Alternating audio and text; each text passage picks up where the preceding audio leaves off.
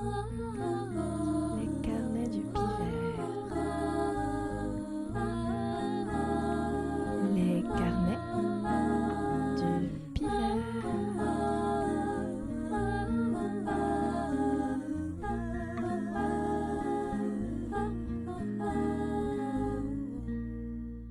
Bienvenue sur les Carnets du Pivert, le podcast qui picore à l'écorce de la littérature.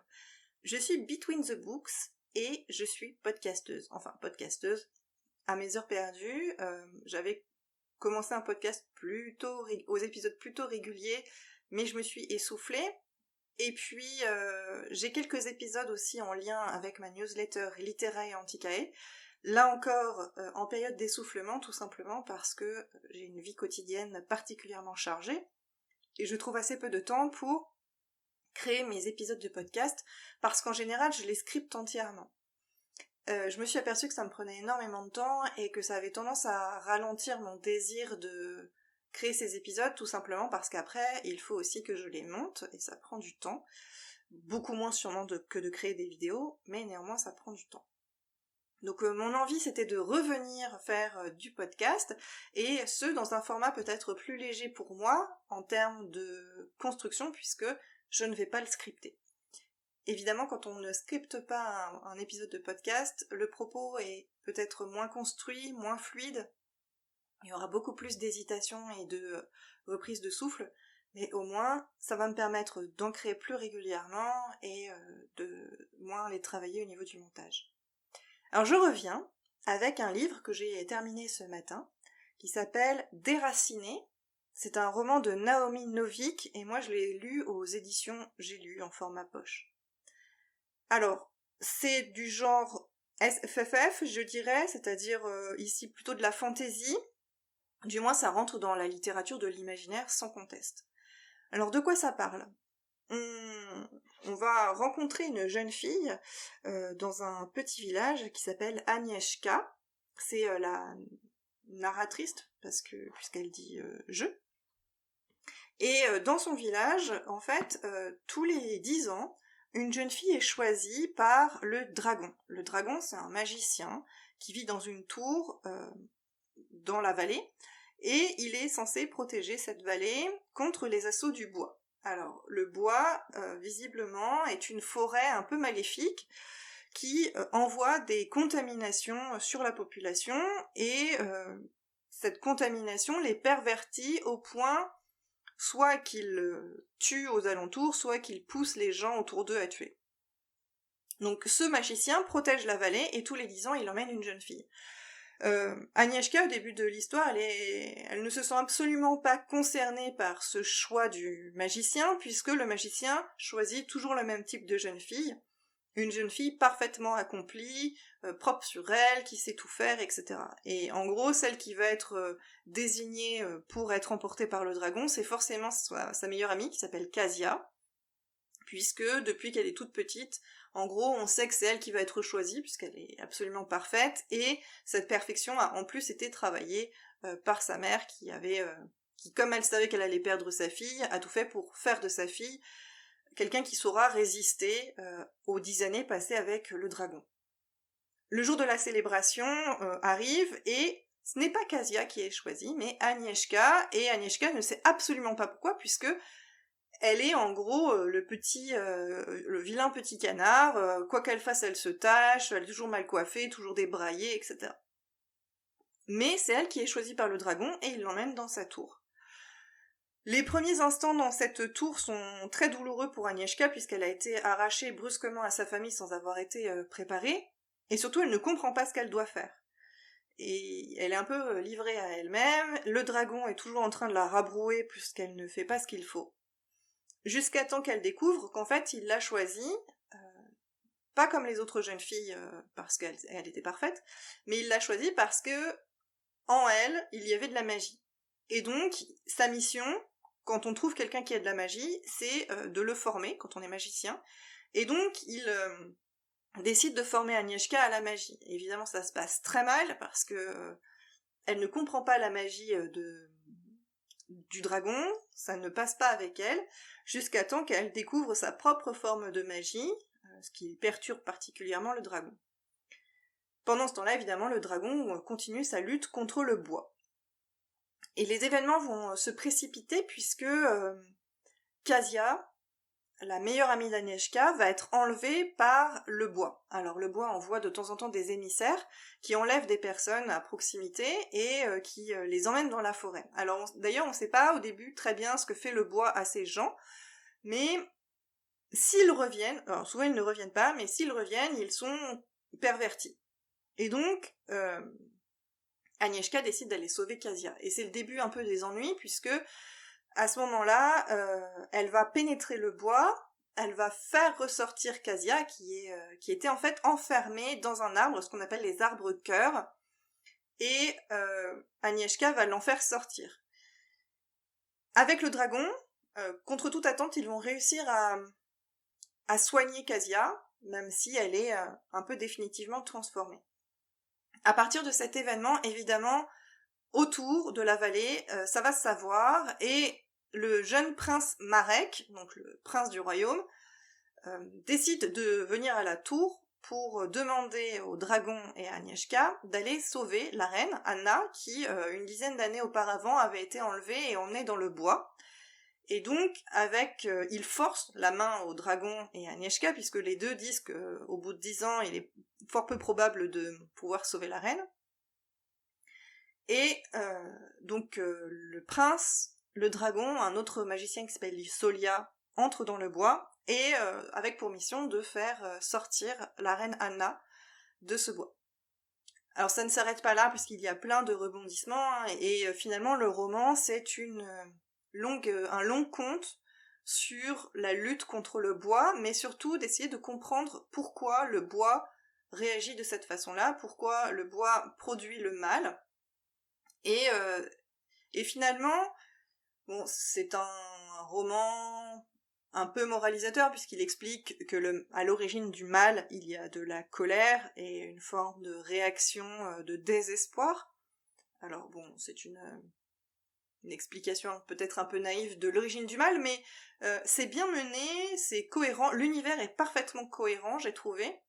La place des femmes y est très intéressante puisque l'héroïne est une jeune fille, que une des plus puissantes magiciennes est une femme, et Kasia joue un grand rôle, et en particulier joue un rôle de combattante et affronte les guerriers.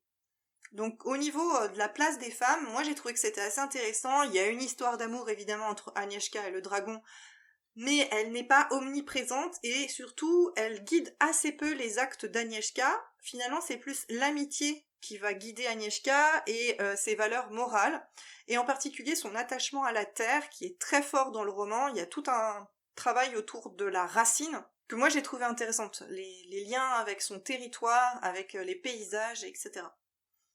Alors, avant de me lancer dans ce roman, j'étais un peu inquiète parce que j'avais vu des avis très divers, en particulier sur Instagram, et des Instagrammeuses que j'aime beaucoup et dont je respecte très fort les avis, avaient abandonné leur lecture. Alors, bon, j'étais un peu rentrée dans le roman avec réticence. J'avais acheté ce roman sur conseil d'une libraire. Je reviendrai peut-être un jour sur ces choix de lecture qui me posent problème.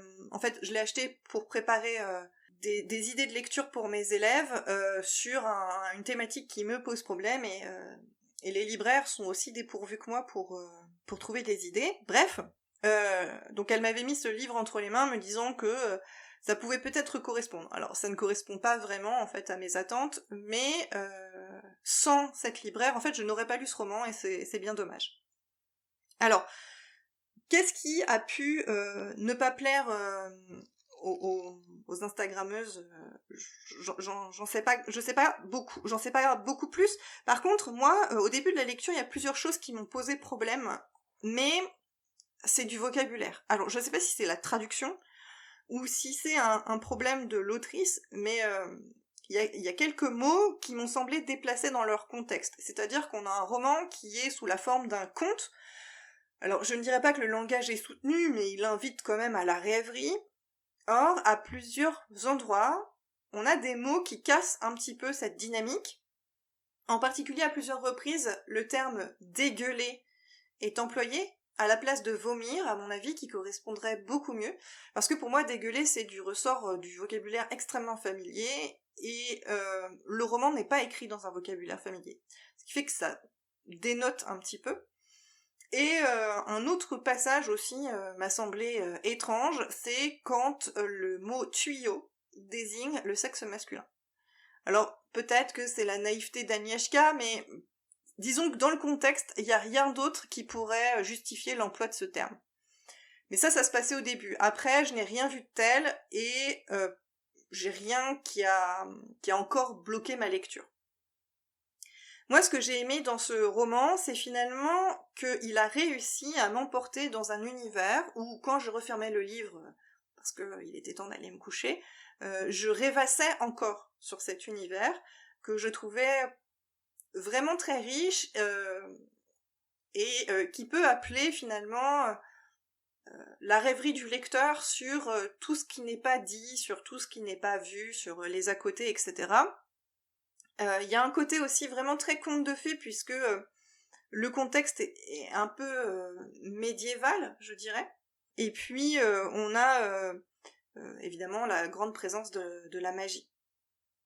Alors, j'ai un rapport très particulier à la littérature de l'imaginaire, et finalement la lecture de ce livre a suscité beaucoup de réflexions de ma part à ce sujet. En général, je lis des romans de l'imaginaire pendant l'hiver, autour de la période de Noël. Disons que je m'autorise à lire de la littérature de l'imaginaire à ce moment-là. Et en général, j'éprouve le besoin de lire de la littérature de l'imaginaire en hiver et dans les périodes où je suis extrêmement fatiguée. Alors, évidemment, on pourrait se dire la littérature de l'imaginaire, c'est une littérature un peu plus facile à lire, c'est un peu comme la littérature de jeunesse. Elle demande peut-être moins de concentration et de réflexion littéraire. Alors, peut-être, mais finalement, j'ai trouvé ce roman plutôt dense et exigeant, donc c'est pas vraiment ça. Ça m'a vraiment fait du bien, cette lecture. J'avais besoin de ça, j'avais besoin de me retrouver dans ce cocon de l'imaginaire, de sortir de la réalité, et je pense que c'est peut-être plus cela qui fait que j'ai besoin de la littérature de l'imaginaire et que je comprends les gens qui ne font que lire de la littérature de l'imaginaire. Il y a un côté réconfortant, même si on lit des horreurs, parce qu'il y a des scènes extrêmement violentes dans ce roman, hein, des scènes de combat vraiment violentes et crues.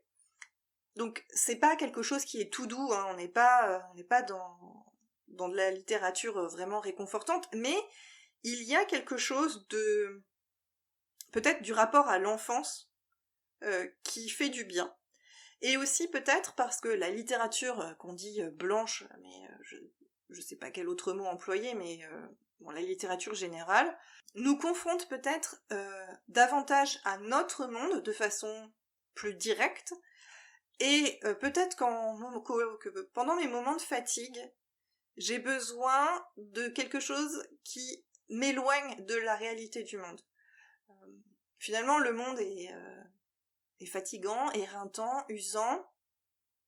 Il y a des livres qui nous permettent d'affronter ce monde, mais en nous faisant pas forcément du bien, hein. Juste avant, j'ai lu article 353 du Code pénal, qui est un livre extraordinaire, mais qui abîme tout autant que la réalité abîme, puisqu'il nous met face à ce qu'est le monde et à ce que sont les gens.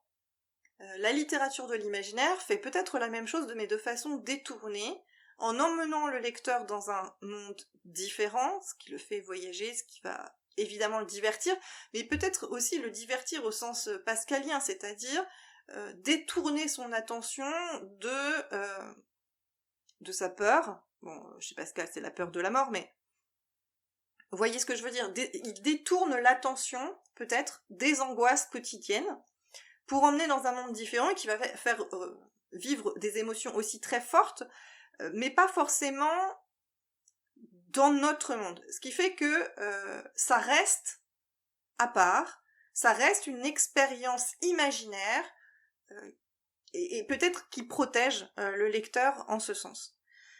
Il y a un autre problème que me pose la littérature de l'imaginaire, et qui est un problème peut-être plus propre à moi, qui est que je me laisse assez peu la possibilité de lire de la littérature de l'imaginaire. Alors que je sais que ça me fait du bien, que je sais que j'aime ça, mais je me laisse peu cette possibilité tout simplement pour des questions de légitimité.